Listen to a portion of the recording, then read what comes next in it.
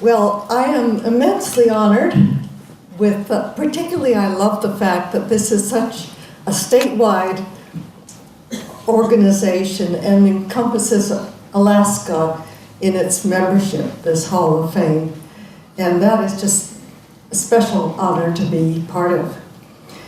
And I want first, I think, to recognize, well, all of the people that have helped me and been part of my journey through life, and still are.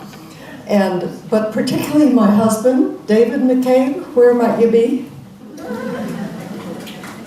Here he is. Well, he has been my bulwark and supporter for 78 years, we figured, because we knew each other in nursery school. And one of the reasons he really wanted to come to Alaska is he thought that it was a place where women could have more opportunity than in Massachusetts, so we came in 1960. And our daughter, Sarah McCabe, is here, and her husband, Bill Ostrom, my son-in-law. And I don't know where they are, but they're here. Okay. But a little more about David. He's the one that gives me a lot of perspective with his sense of humor. And that is much needed when you're kind of on the spot quite a bit. And he also edits my writing. And he listened to this speech. So for that, I'm very appreciative. But I also wanted to talk about the people that work with me right now, the Partners for Progress. Would the people with Partners for Progress please stand up?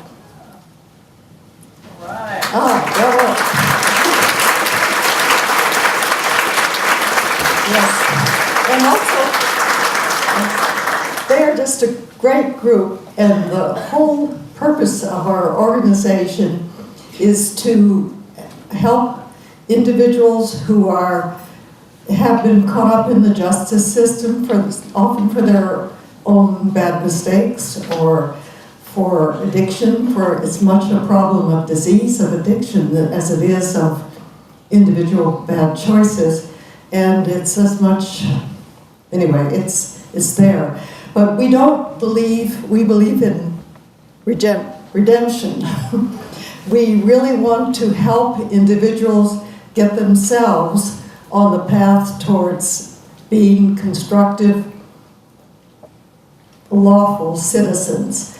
And doing so just takes an immense amount of teamwork. It takes people that have different talents and different abilities. And I especially want to recognize Doreen Schenkenberger, who is our executive director, and Kathleen McLaughlin, who directs the Partners Reentry Center. And I want to mention Carmen Gutierrez, who is one of our big supporters also, and partly my inspiration, for sure. And we have a program that works before people, the therapeutic courts, which is a program where you get a chance to work on your own addictions with lots of support and with the help of the prosecutor, the defender, the treatment provider, and the judge. And the basic goal is to overcome addiction. And then we also more recently established Partners Reentry Center.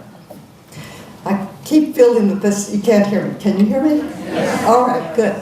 Partners Reentry Center, which is the place where people that are coming directly out of prison, some of whom have been there 20 or 30 or even 40 years, and they would not have the faintest chance of success unless they had support.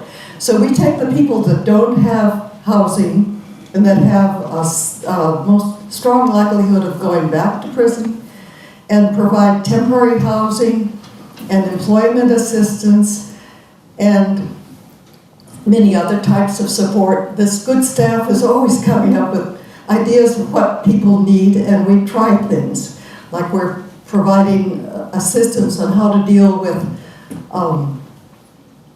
how to get your McCabe right away, and particularly how to deal with the heroin addiction, which is very, very hard on lots of people. It's just so hard to shake without some other, without real assistance.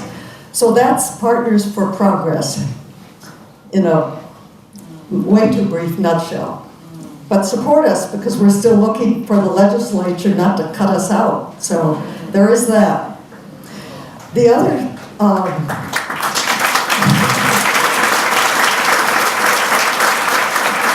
thank you, that sounds like a sound of support.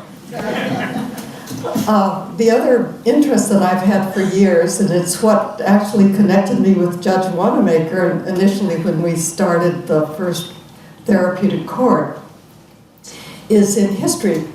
And I had the good fortune of meeting up with some people that became interested in developing the National Heritage Area.